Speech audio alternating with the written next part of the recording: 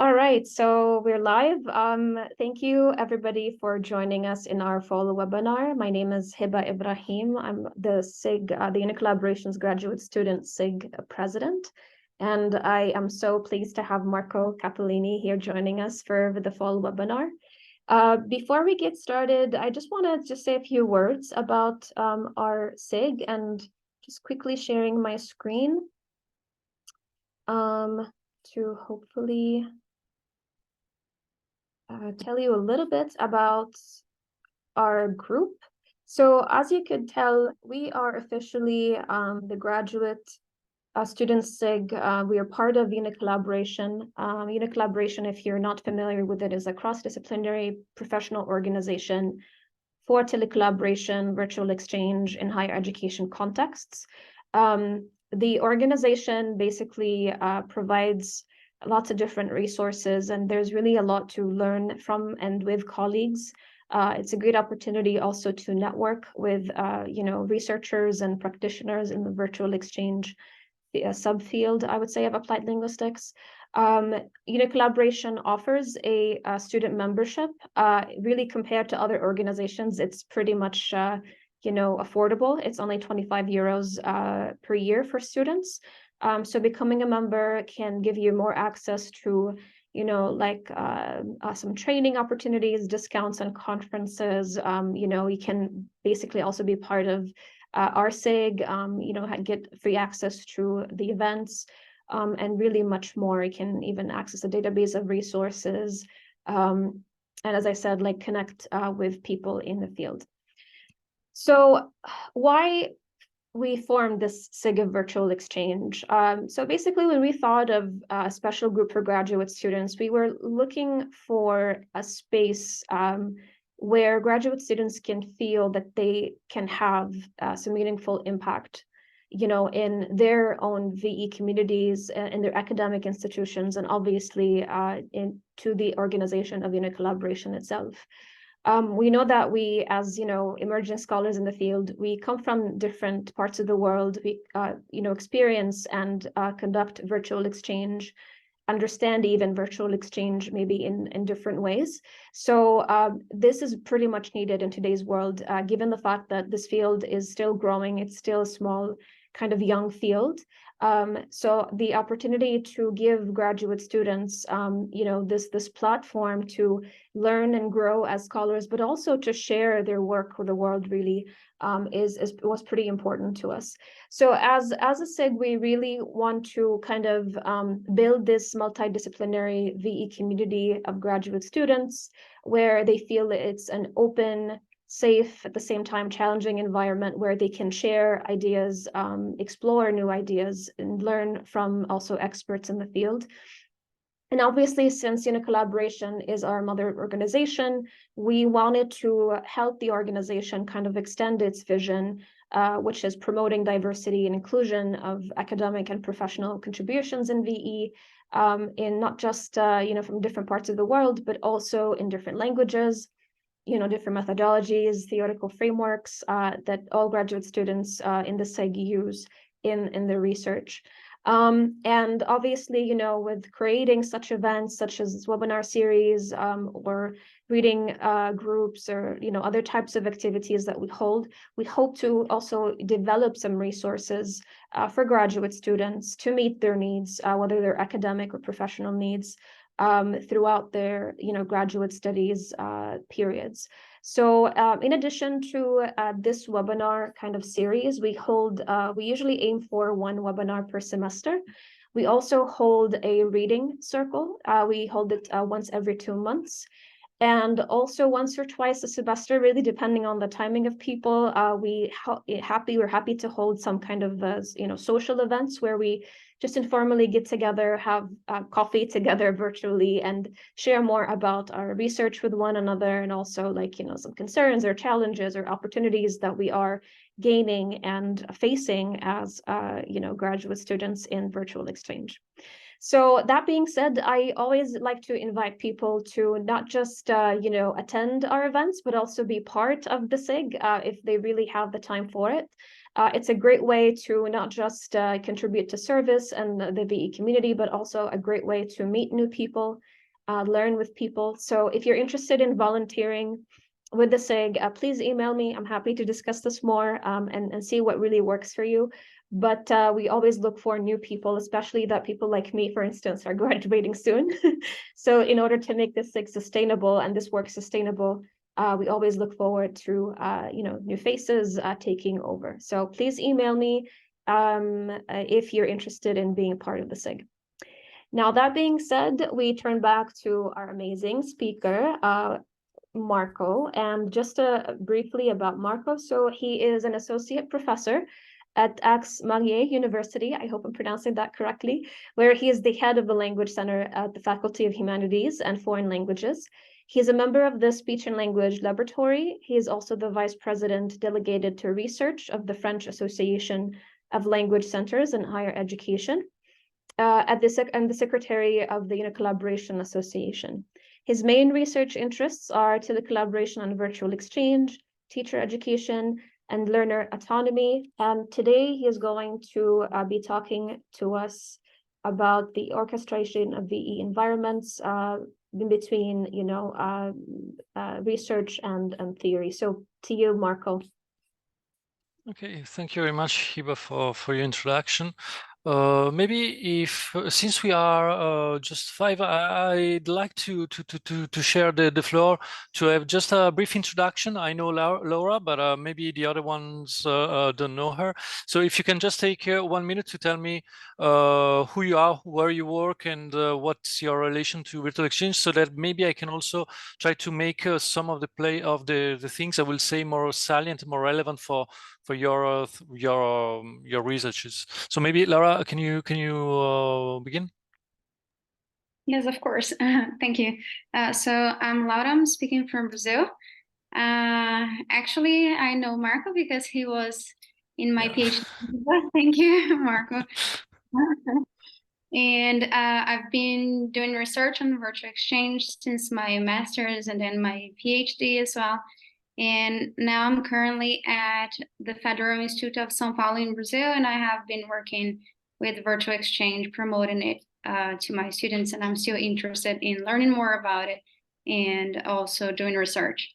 So that's it. Thank you. Thank you very much. I hope you will not be disappointed because I will not be talking about Teletandem for once, but okay, thank you. Fillmore? Yes, hi everyone. I'm Fillmore. I am from the Philippines. I actually work in the International Relations Office of my university, and I organize a virtual exchange projects, specifically COIL. Currently, we are doing at least three COILs in my university with our partners from Ukraine and another from Japan. Okay, Happy to be here. Actually, I'm from the College of Arts and Sciences. I teach English language and development communication. Okay, thank you. Wonderful.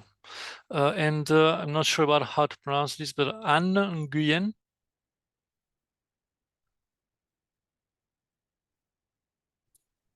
Hello, everyone. I'm from Vietnam. I'm from the Vietnam National Institute of Educational Sciences under the Ministry of Education and Training. And I'm looking for the Center for Higher Education Studies. And it's my pleasure to be accepted to join with you today because it's the first time I have known about COIL and I hope I can learn more from you all. And one day I would like to set up a link between my colleges and my students to the community of practice that has been, I hope it's been helpful and useful for us. Thank you so much. Okay, thank you very much, and thank you for being here, for being interested in this talk. I will just start to share my screen here, and here you go.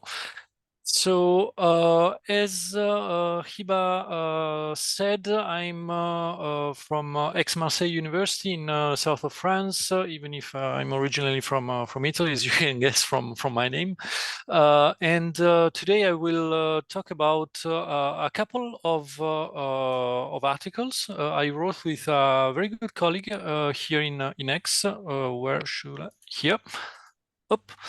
Who's Christelle Combe. You have her photo just here, and you have on the screen the two articles I drew the contents of this talk from. The first one was published in 2017 in French, though, so I'm sorry if you can't read French, on this online open access journal, and the second one in 2022, even if actually it was online in 2023, on language learning and technology.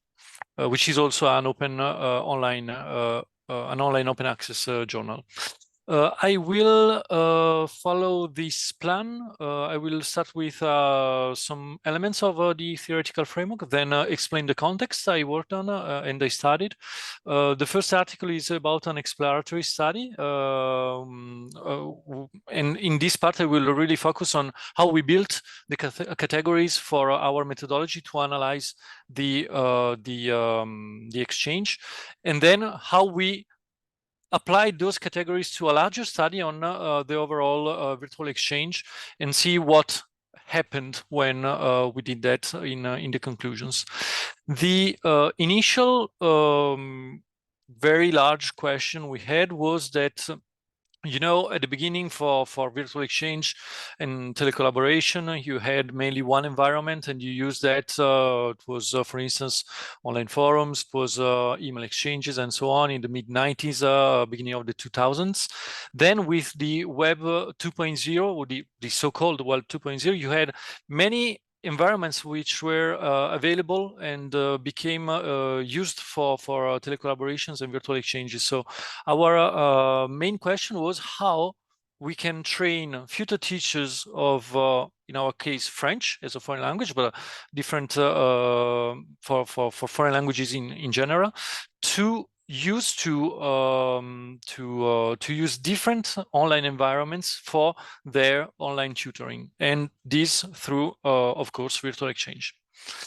So the elements of the theoretical framework, you're probably acquainted with one model from Hampel and Stickler, which was elaborated for the first time in 2005 and then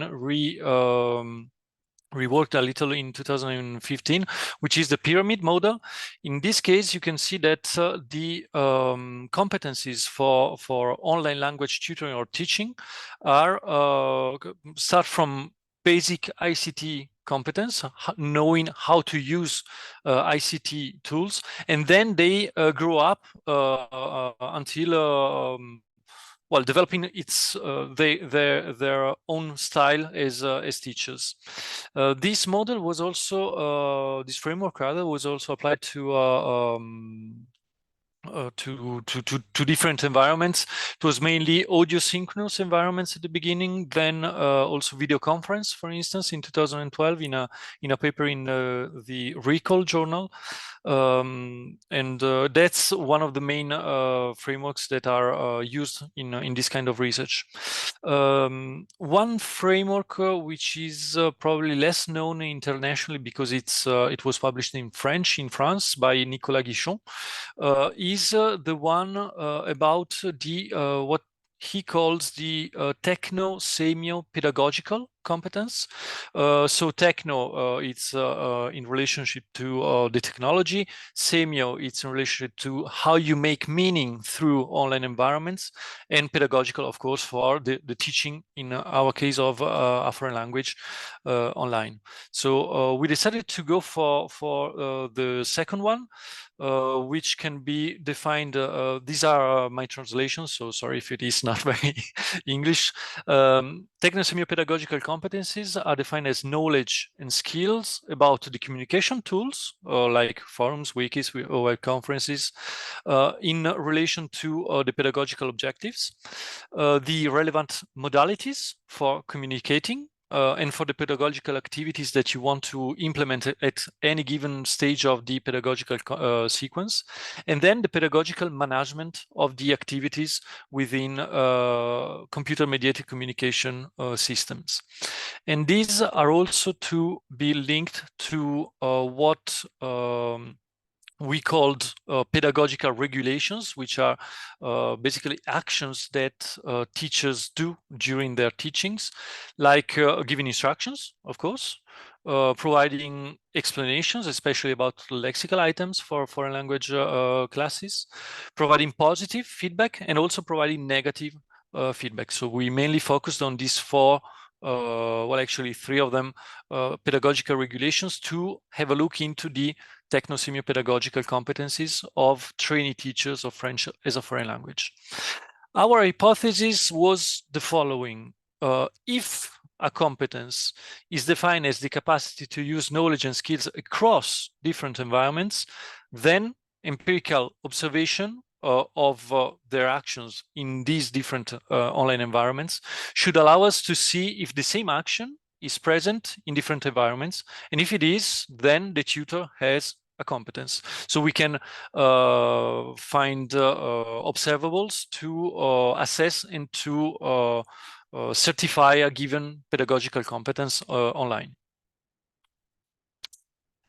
About the context, so as I said, the starting point was, as Ampel Stickler, for instance, put it in this quotation from their book in 2015, that the use of digital technologies has transformed language learning and teaching, and today a multitude of online spaces are available that have potential for learning. These spaces are multimodal, multicultural, and multilingual. So what do we do with this multitude of online spaces available? In our case, the virtual exchange was based on different theoretical underpinnings.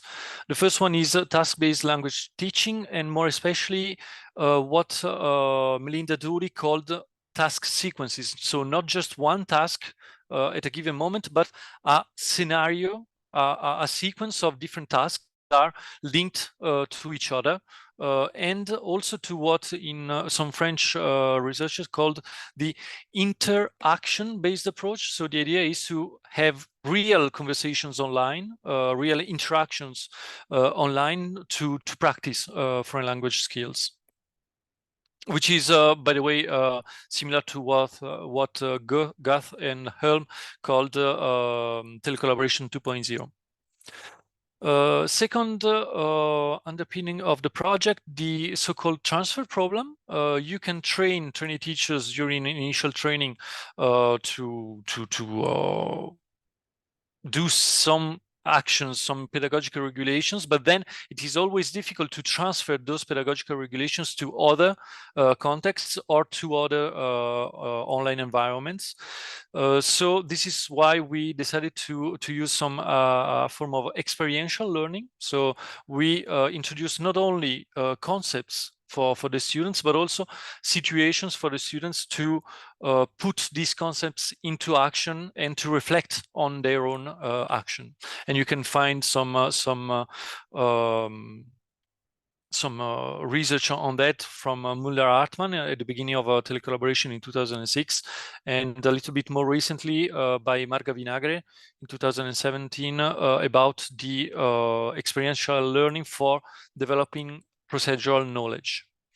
And finally, we based our virtual exchange on a kind of telecollaboration which was invented in between, I think it was Besançon in France and Sydney in Australia. As I said, with on one side, future teachers of a foreign language, French in our case, and on the other side, actual learners of that language. So they really practice with some learners of French as a foreign language. This was put in practice between future teachers of French at my institution, Aix-Marseille University, and actual learners at the Open University UK, learners involved in a B1 course, I think it was, of French as a foreign language. On the French side, we had 23 students at the first year of post-bachelor degree, and there were 2 teachers researchers, that is me, myself, and Christelle Combe. And the virtual exchange was integrated into a course about ICTs and language teaching. On the other hand, at the Open University, we had 36 learners of French as a foreign language, also 2 colleagues involved. And no, it was a B2 level, sorry, course about public affairs. The environments that we had were a Moodle environment on the left, Adobe Connect video conference environment in the middle, and an online group on Facebook. And you also have to think that was 2016, so people were not as keen or as used to video conference and online teaching as they were after the COVID pandemic. For the structure of the task sequences, there were mainly 3 asynchronous tasks on Moodle, going into a synchronous task, which was on Adobe Connect for, well, on the French side, it was pairs of future teachers, and the group in front of the pairs depended on well, really varied in terms of size. It was from 1 to 5 or 7 students in front of them. And well, here you can see an example of scenario about the mayor and their cities. If it is important to vote, to abstain, and the choice that it is you need to take. So for the research question, the main one was, how are the same pedagogical regulations by the tutors accomplished in different environments? Are the tutors aware of their pedagogical regulations, or are they just accomplish things without being able to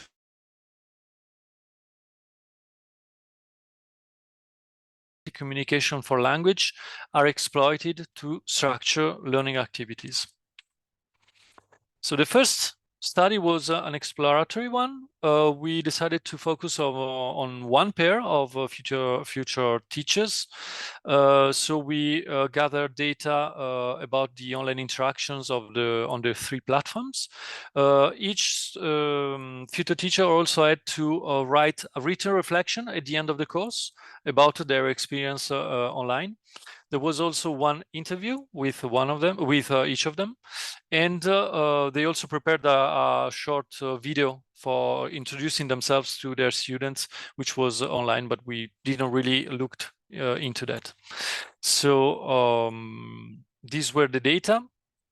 About data collection, we had the stats on Moodle. So in terms of manipulations, you see the numbers of the manipulations the 2 training teachers did. Also screen captures for the modules to see how they structured their modules.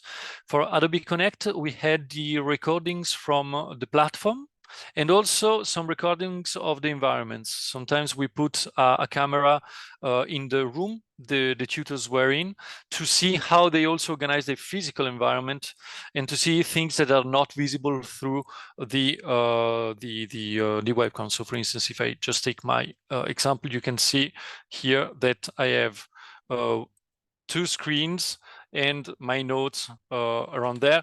And if you just take the recording of Zoom, in this case, well, in this case you can see because I showed you, but otherwise it's not visible. So it was important for us to make those elements visible as well. And we did some editions, and we used a software called Elan. If you want, I can talk a little bit about that in the questions part. And for Facebook, we just had some screen captures, and we were part of the group. So we also observed what was going on Facebook through participation. And yeah, for the interview, it was just recording. I don't know, Hiba, if you can see, I see there's someone in, yeah.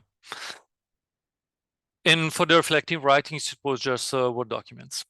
So our well, the main focus of my talk will be about this. How do we go from the existing literature about pedagogical regulations in terms of an access to techno-semi-pedagogical competence to making categories for analyzing the exchanges and what happened during this virtual exchange? So we decided to use different kinds of methods because each of them was adapted to a specific environment and a specific data set within our corpus. For Moodle, we used what is called digital discourse analysis. These Developed and Pavot are two French researchers, but you can also find a similar approach with Susan Herring, for instance, in the English-speaking literature. So here it is basically discourse analysis, but applied to online environments, and also taking into account what is specific to pedagogical online environments, such as hyperlinks or memes, for instance, in some places. For Adobe Connect, we used multimodal conversation analysis. And in this case, you can find references. Well, for instance, in our case, it was Developed, Kern, and Lamy of 2011. Since then, the Developed and Kern also published a book, edited a book in 2018. The idea here is to use conversation analysis tools to look into the interactional dynamics of what goes on during video conference sessions. And then we compared what happened in Moodle and in Adobe Connect for each pedagogical regulation to see if there were some patterns in terms of interactional dynamics. And to be sure of what we proposed as an interpretation of what we saw, we also triangulated that with the interviews and reflective writings to be sure that the meaning that the training teachers projected onto the online interactions was also, what we saw was also what they saw in terms of pedagogical regulations. Sometimes it wasn't, but it was also interesting for research purposes, and I will talk about this later. So for analysis, for instance, here you have another example of scenario. Can you see my pointer if I move it? Yep. So you can see that in terms of all digital discourse analysis, there are many things that are interesting to see. The first one is that in instruction given in asynchronous environments, you have different types of affordances that you can use to structure and to guide the activities for the learners. So you have the different fonts, different colors as well. There was also something interesting in terms of code switching to enhance the social presence. Here you see that they use their language to start with hello, welcome, and then they pass into French.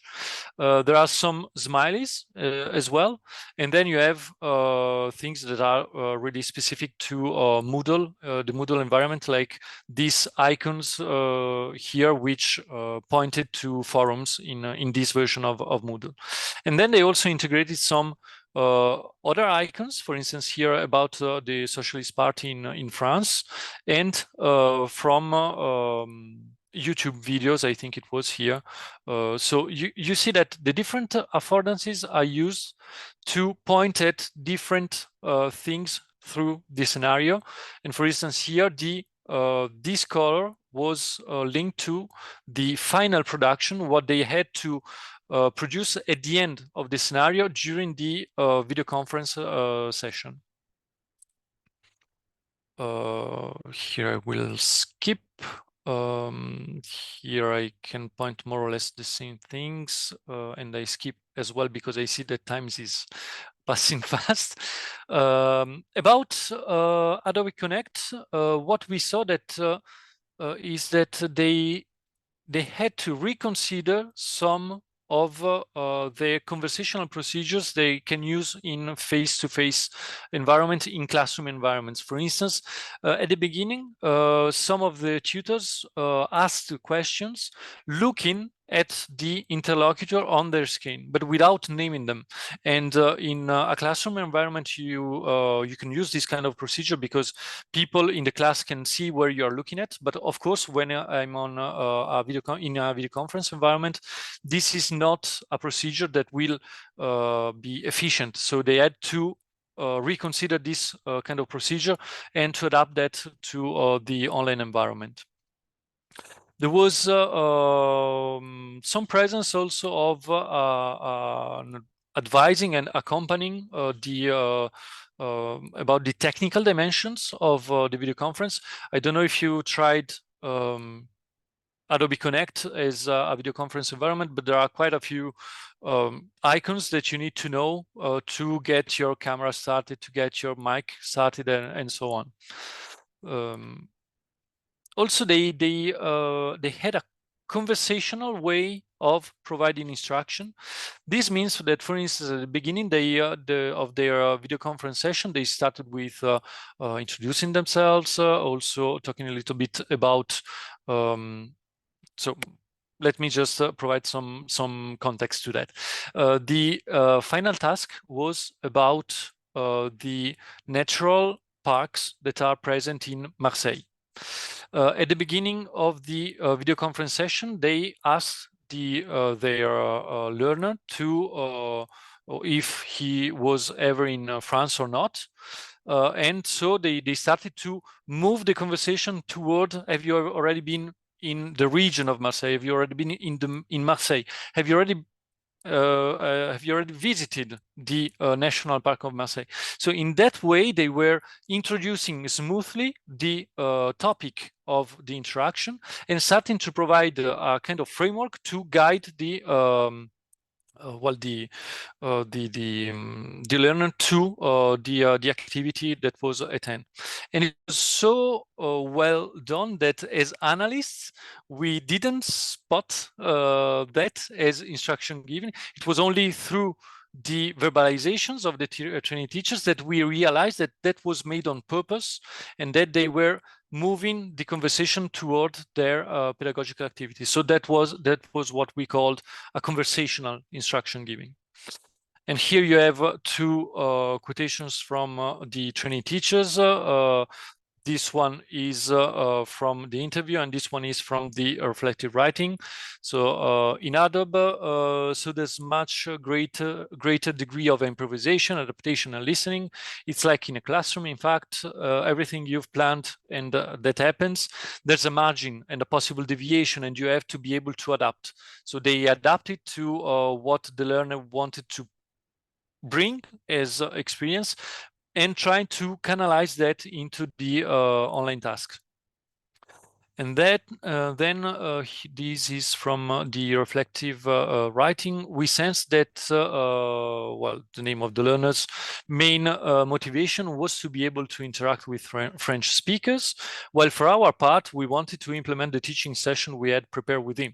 So intuitively, we intuitively preferred to leave room for improvised conversation while gradually and sometimes unsuccessfully bringing the learner back to the sequence of the planned course. So you can see that there was some negotiation in that session.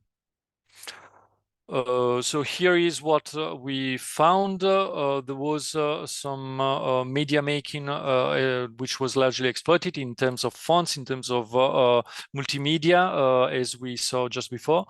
The agency of the learner was very delimited. The learner could participate only in forums, or only in questionnaires or quiz. And there was no instruction about the technical dimension of participating in Moodle through Moodle activities. So that was something that was really missed.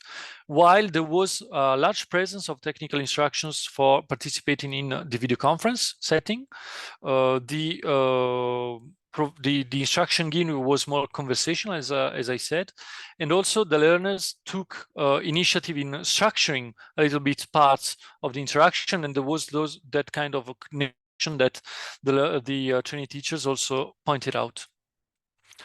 And just to provide you with some examples of feedbacks now, it's not the instruction giving pedagogical regulation, but now on feedbacks.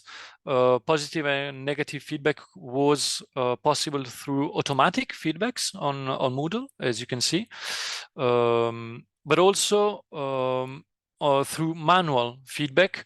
And what we saw was that manual feedback as negative feedback was mainly restricted to content and not on form, not on grammar, lexicon, and so on. It was really about you understood or you did not understood the document that you just saw, listened to, or read. So, and here we can see something interesting in one of the two reflective writings. The initial feedback we provided was positive reinforcement. It enabled us to establish a relationship of trust and goodwill with the students. We felt the need to establish warm, personalized contact with them. And to this end, we resorted to the use of their first names and the use of smileys and exclamation marks. So you can see how discourse was planned to become more, to have a warm relationship. At this stage, we didn't take into account the formal aspects of their productions. We encouraged and reassured them, validating their answers on content, and sometimes through new questions, we invited them to continue developing their opinions. So the idea was really for them to focus on content and to accompany more participation into the Moodle scenario. So here you have another example. So they say bonjour, hi. Yes, exactly. You have you're right. You can talk about teams, blah blah blah, and only then you can see at the grammatical level. Remember that in French, a plus les does something else. So they explain how the French language works. This was done at the end of the pedagogical sequence. And why? Because they say we can see an evolution in our type of feedback once the synchronous session took place. Indeed, it's from this date onwards that the first alerts, so it's negative feedback, appear as if the physical encounter had marked a stage in the relationship. So they feel that they are able to provide the negative feedback on form just after they saw in video conference their student. Okay, this I will skip. And just to provide you an excerpt also of the video conference. It's in French. You can see here the two tutors. Here the learner. The learner is trying to explain that wherever men pass, there is evidence of their coming. And in French, you can say évidence, but it does not mean the same thing as evidence in English. So there is a kind of a recast from the tutor. Presque partout. Quand on... Can you hear, or did I forget? Yep. Okay. Perfect. Voyage, on va toujours trouver évidence d'un homme, de quelqu'un a déjà visité.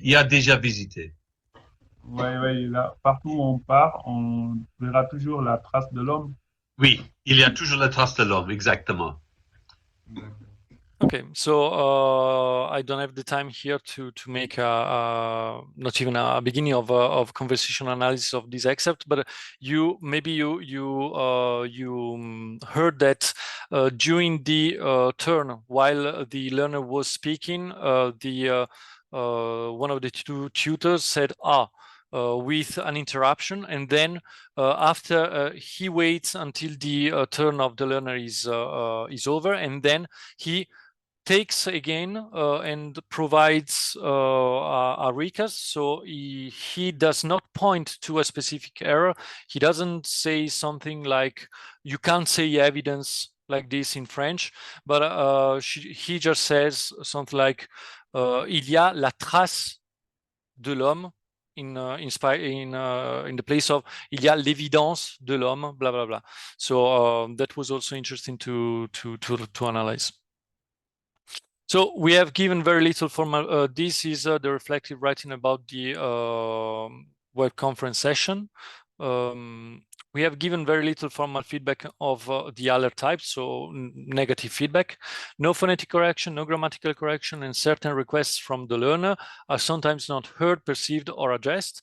Similarly, in this pedagogical interaction, few side sequences take place, and it's only in situations of lexical solicitation. So they provided feedback about lexicon only if solicited by the learner. And so we can see that for this pair, they had minimal feedback with attribution of points on Moodle. Also, lots of face work and initial focus on content rather than form. And this was aware and made explicit in their reflections. About Adobe Connect, they provided minimal feedback as regulators. They are called in conversation analysis. And they provided mainly recasts for negative feedback, but this was not aware. They were not aware of doing this as negative feedback. And what was common to both environments was that they provided, they gave value to the learners' productions, and then asked to develop such productions with a focus mainly on content. So our conclusions for the first study were first of all, that some pedagogical regulations are not as differentiated as we thought. For example, the explanations in given instructions, that the affordances of the different environments are both positively used, like the conversation instruction given in a video conference, but also negatively in terms of constraints of the interaction. For the given instructions, the pedagogical regulation was provided with completely different affordances and interactional dynamics in the two environments. For the feedbacks, there were some common interactional dynamics related to face work to give value, to provide value for the learners' contributions. DMIC perspective confirms most of our observations, and that there is a lack of awareness of some regulations such as recasts in video conference. And for the methodology, we were quite happy that it functioned. So it was possible to transfer that methodology to the other pairs that were in our data session, in our corpus. I see my time is mostly over, so I will just mention a couple of things. So for the large study, we focused on 6 pairs. And what was interested, well, here is another presentation of the methodology, was that we used more or less the same part of methods of analysis here, but then that we also compared across pairs to see if there was something new that came out through that analysis. Here, just very briefly, you can look at the colors. What is in yellow is common, a common feature between the same pedagogical regulation across at least 2 online environments. So in this case, you have appraisal and development for Moodle and Adobe Connect. Here it was technical support in both Moodle and Adobe Connect. And what is here in green is what happened through different environments, which was not anticipated as one of our hypotheses. For instance, here, these 2 trained teachers used Facebook to provide technical support for using Moodle, which was not expected in this case. Or here, they use Facebook to make reference to the feedback they provided in Moodle as well, both positive and negative. Okay, this I can skip. If you want to look at the results, I invite you to read the paper, which is online. What came out was that we found like some links between actions across the environments. So like the negative feedback in Moodle for the first pair, some feedbacks to the productions in both in Facebook and Moodle, or the fact that they saw different affordances for the different environments. And so it was like they had a dialectical relation between the pedagogical intentions and the environments they used for the virtual exchange. So what does this tell us in terms of how this multitude of online spaces available reconfigure to some extent the models or the frameworks that we have for approaching online language tutoring and teaching? Well, what we proposed was the concept of orchestration of environments as a new affordance for online tutoring. So not to think about a competence as doing the same things in doing the same pedagogical regulations across environments, but rather think about having 2, 3, 4, whatever number you want of, well, restricted at least, number of environments you have to distribute part of what you want to do. Some will do, we will do here, some will do there, some will do in another place. And this we proposed as the concepts of orchestration of environment, which becomes an affordance in itself for tutors engaged online. So that's it. Thank you very much for your attention. I will stop sharing and we can have some time for questions and answers. So yeah. just for the last sentence. So the idea was to show you how we started from the literature, then we built our categories for analyzing our data, but then using those methods, we also found like a new concept that was not visible through what the literature was already focusing on 10 years before. Thank you. Wonderful. Thank you so much, Marco, for this presentation. And as we shared before starting the webinar, it's always great to see the process right behind the research. Usually when you read the methodology section in any paper, it really doesn't tell you everything, and it's always great to just learn more from the researchers about their process. So we do have around 10 minutes for Q&A. If you have any questions, this is the time to ask Marco. You can unmute if you would like, or type it in the chat. And yeah, so any questions for Marco?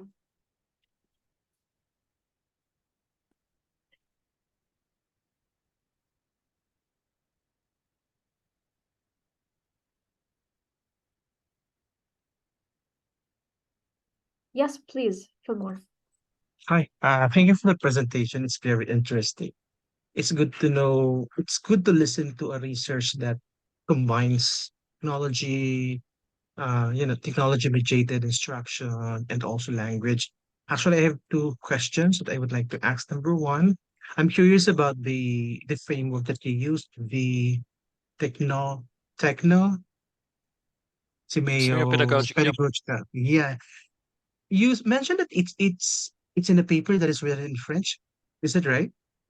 Yeah, there is also a kind of, well, yeah, I will answer to that. There is also one chapter I can point to you in English.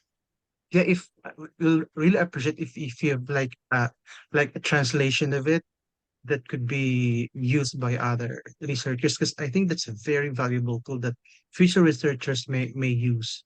And number two, in your research, one platform that was used is Moodle, right? Yep. So I'm curious, who designed the course in Moodle? Was it the teachers who are involved in the virtual exchange projects, or someone else, a technical person, did it on their behalf? Okay, none, and I will explain who did it. So it is not exactly the same thing, but the techno-semio-pedagogical framework was also a little bit adapted in a chapter in 2016 by Cohen and Guichon. Here you go. Yep, which was in I think it was the Routledge handbook of something like language learning and teaching through technology. So one of those handbooks that comes out sometimes. And it was one from Routledge. I think it was Fiona Farr and Liam Murray who edited the book. And there they call it techno-pedagogic competence, but it's really very similar to the techno-semio-pedagogical competence. The only thing missing is the semiotic aspect of how to make meaning online, and for that you have well, many researchers who looked into that. But to say within for the same authors, you had a paper in the Recall journal by Guichon and Wigham. Like that, and it was more about the semiotic aspects of online tutoring and teaching. The second question about who designed Moodle. Actually, there were 3 asynchronous platforms involved and 1 only for the virtual exchange. So in my course, I had a Moodle platform used with the trainee teachers for their course. And in that case, it was me who designed the contents and everything. The learners also had, I don't remember if it was Blackboard or something else, with the Open University. They had their own asynchronous platform. And for that, it was the teachers, the colleagues at Open University who designed the course. But what they used in Virtual Exchange, so the Moodle that I showed you, these scenarios were built by my students. So they were realized as part of becoming able to teach and to tutor online as language teachers. So yeah, it was it was part of what they did throughout the course in preparation of the virtual exchanges. And of course, me and my colleague were there to accompany them. We didn't just say that to them, okay, now you do an online scenario, but it was really their work they used with the students. All right, thank you. Thank you, Fillmore. Actually, Marco, if you don't mind, I do have some technical questions, but also maybe like an overall kind of methodology related question, if you don't mind. First of all, you said that especially in one of your analysis approaches was the digital discourse analysis. Just a question of terminology, is this different from multimodal discourse analysis? And if it is, how different is it? So that's my first question. And then second question on interactional dynamics that you observed. Can you just clarify what exactly like you mean by dynamics? Like what is it that you actually observed? Yep. And then I think a third question I'm gonna keep till maybe the end, or if people have other questions maybe for now. Okay. Thank you. So multimodal discourse analysis versus digital discourse analysis. I think that the main difference is that in terms of, in the case of digital discourse analysis, you really have a strong focus on elements of language discourse that come from specifically online environments. You know, you have some discourses genre, which just don't exist outside the internet. You also have some discourses genre which were present before the internet, then they were used in the internet, like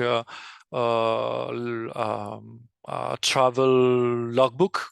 You had lots of logbooks before the internet, but then with the internet you can also change a little bit the structure of the discourse, including multimodal elements. So in that sense, you have a link, but the focus is really on how discourse happens through happens or is built through digital affordances. I don't know if that answers your first question. And the second question was about the interactional dynamics. These are patterns, actually. So we focused on, for instance, pedagogical regulations of providing negative feedbacks. What are the patterns while trained teachers provide a negative feedback? Is it always the same kind of interactional strategy or not? Can be a recast, can be in terms of multimodal analysis, once again, you can also have facial expressions coming in to instigate a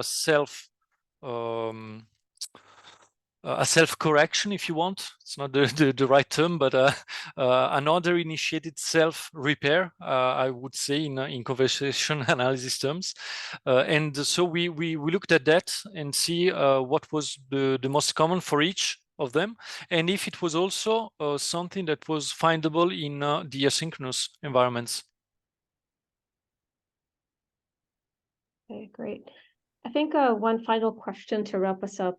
Sorry, also being mindful of time, and please feel free to contact Marco if you have any questions after this webinar. But Marco, since this is also kind of directed to graduate students, what advice would you give graduate students, especially those who are just starting, let's say, the research studies on decision making when it comes to methodology and analysis? I mean, this is a really big question, but like something that you think is basic for graduate students to consider, especially now that there's a lot happening, right? And there are, for instance, different calls for, let's say, more mixed methods, or people are trying also to, use different theoretical frameworks to address some different gaps.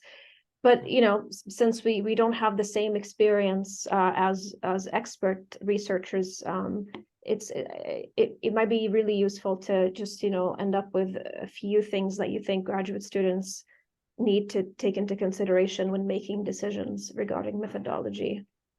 Well, the first things I will say are not very original, but they are the basics. So look at what is present in the literature. People asking similar questions, how they built their own methodology, and can you take some of those methodologies for your own studies, and also to discuss, of course, with your PhD supervisors. What is maybe less original, and it worked for me, I'm not sure if it works for everyone, is to just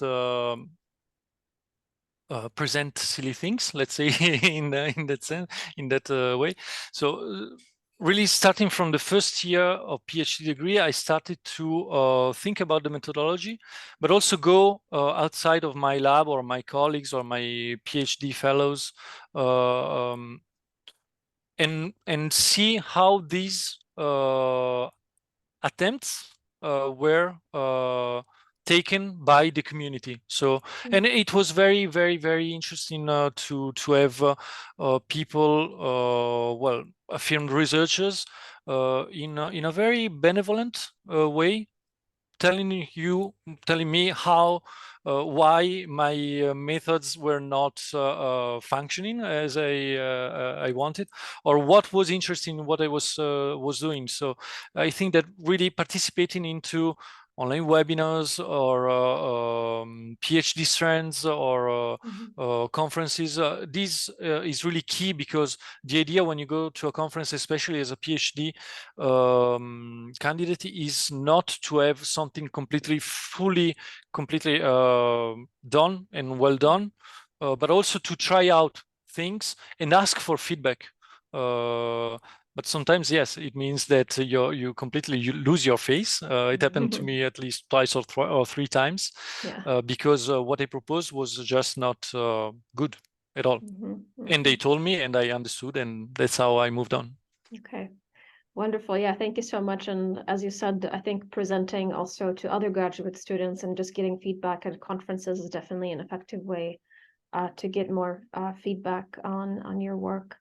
Well, Marco, thank you so much for your time. That was really pretty helpful, much helpful. And thank you for those who attended. And please stay tuned for our next webinar.